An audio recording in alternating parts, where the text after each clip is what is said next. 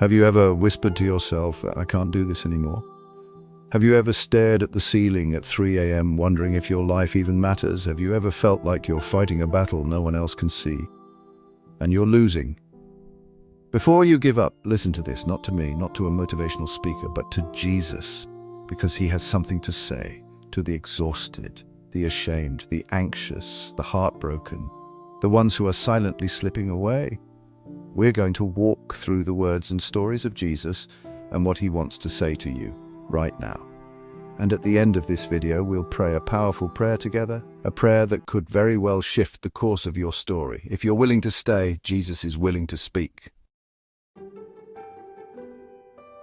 Come to me, all who are weary and burdened, and I will give you rest. That's what Jesus said in Matthew 11:28.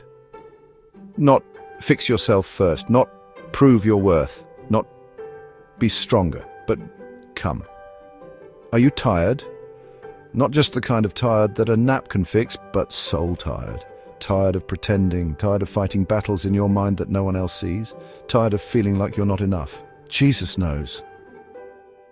The bleeding woman, Mark 5:25-34. There was a woman in the Bible who bled for 12 years. She tried everything. Doctors, money, hope. She lost it all. She was considered unclean, unwanted, unseen, untouched. But one day she said, if I can just touch the edge of his cloak, I'll be healed. And in that moment, she was. But more than healing her body, Jesus turned, looked at her and said, daughter. He restored her identity. You may feel broken, used or invisible, but when you come to Jesus, he doesn't just heal you, he calls you by name. Elijah's burnout, 1 Kings 19. So even the prophets felt it. Elijah, one of the most powerful men of God, once ran into the wilderness, laid under a tree and prayed to die. He said, I've had enough, Lord. Take my life. He was done. Spiritually exhausted, emotionally empty. But God didn't shame him. God didn't tell him to be stronger. Instead, God sent an angel who touched him and said, get up and eat. The journey is too much for you. God knows when it's too much. He didn't rebuke Elijah's breakdown. He cared for him in it, and he'll do the same for you. The disciples' fear, Mark 4:35-41. The disciples were in a boat during a storm. Waves were crashing. The boat was sinking, and Jesus, he was asleep. Have you ever felt that way? Like your life is falling apart and heaven is silent? They woke him and said, don't you care if we drown? And Jesus stood, rebuked the storm and said, peace, be still. Then he asked them, why are you so afraid? But he didn't abandon them. He calmed the storm and stayed in the boat. Even when you're terrified, even when you think God is asleep, he's still in the boat with you. Let's be honest, life today is harder than most people admit. There are single moms holding back tears while folding laundry at 1 a.m. There are men who smile at work but cry in their car. There are teenagers battling anxiety and comparison online, feeling like they'll never be enough. There are people grieving silently because no one wants to talk about loss anymore. There are Christians who love Jesus but still struggle with depression. And Jesus still says, come to me. He didn't say get it all together first. He didn't say pray harder, try harder, fake it better. He said, come. Because when you're weary, you don't need more religions. You need rest. You need a person, not a performance. The prodigal son, Luke 15:11-32. The son ran away, wasted everything, ruined his name. He hit rock bottom, eating with pigs. But when he came home, dirty, ashamed, empty-handed, the father ran to him. He didn't wait with arms crossed. He didn't say, I told you so. He said, bring the robe, kill the calf, my son is home. That's what Jesus is like.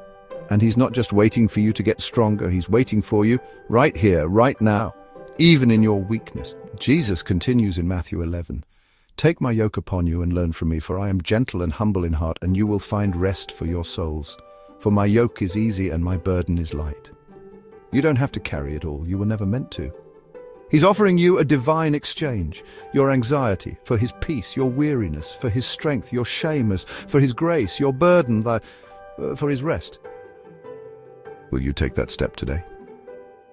You've been carrying it for so long. You've been trying to hold everything together. You've been hurting in silence.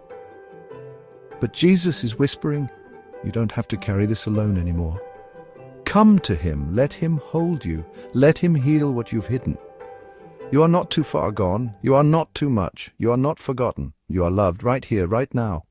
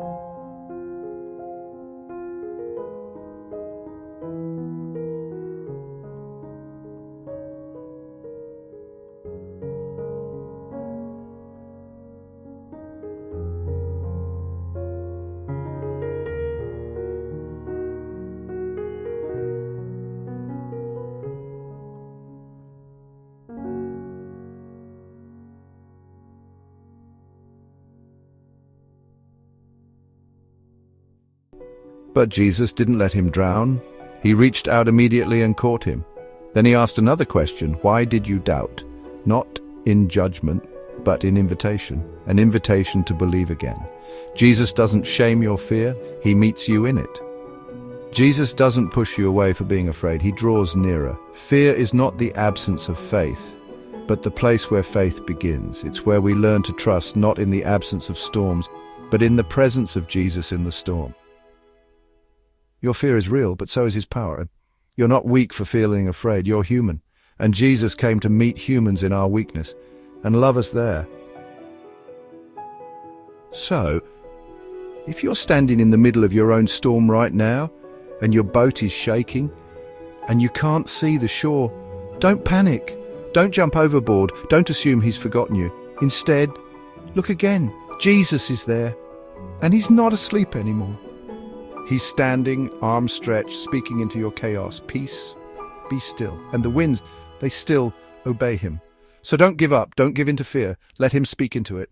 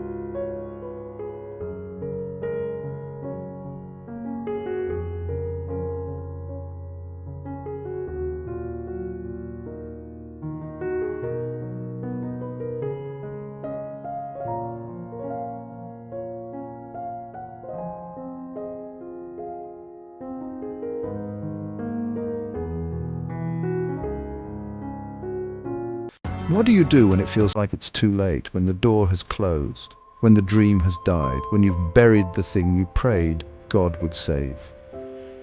That's where we find Jesus in John chapter 11. When you feel like it's over, when the dream has died, the marriage has died, the hope has died. As Jesus says, I am the resurrection. He doesn't just bring life, he is life. The story behind the verse, John 11. Mary and Martha sent word to Jesus, Lord, the one you love is sick. Their brother Lazarus was dying. But Jesus didn't come right away. He waited, and by the time he arrived, Lazarus had been dead for 4 days. Martha ran to meet him and said, Lord, if you had been here, my brother would not have died. Can you feel the pain in her words? The disappointment, the confusion? It's the same cry many of us have whispered in hospital rooms, at funeral homes, on sleepless nights. God, where were you? Why didn't you come sooner? Why did you let it happen this way? Don't give up. The grave is not too deep for his voice. Father, forgive them, for they do not know what they are doing. These were the words Jesus spoke while he was being crucified, while they mocked him, beat him, killed him. If you think your mistakes are too big for Jesus, look at the cross. He didn't die for perfect people. He died for the broken, the ashamed, the guilty. The thief next to Jesus only had moments to live, but in one breath he said, remember me. And Jesus said, today you'll be with me in paradise. It's never too late for grace. Your worst moment is not stronger than God's mercy. My God, why have you forsaken me? Even Jesus, and fully God yet fully man, felt abandonment, felt the silence, felt the crushing weight. This wasn't weakness, it was humanity. It was him stepping into our darkness so we'd never have to be alone in it. You may feel like heaven is silent right now, but Jesus knows that feeling, and he's closer than your emotions can detect. Silence isn't absence. The cross proves that. It is finished. Not I'm finished, not you're finished, but it, the shame, the striving, the penalty, the hopelessness, finished. This is the cry of a Savior who didn't quit. So you wouldn't have to either. When you feel like giving up, remember he didn't.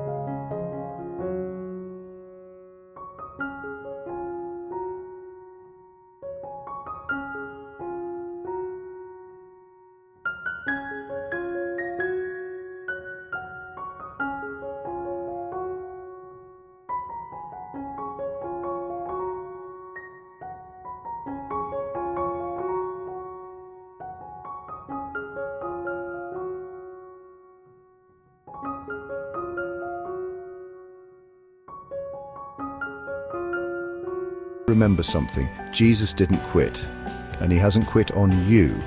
If this video spoke to your heart, please consider subscribing. This is a space where Jesus still speaks. We'll keep showing up, we'll keep sharing truth, and we'll keep reminding you, you are not alone. Subscribe for more of what Jesus can do for you, because this is just the beginning.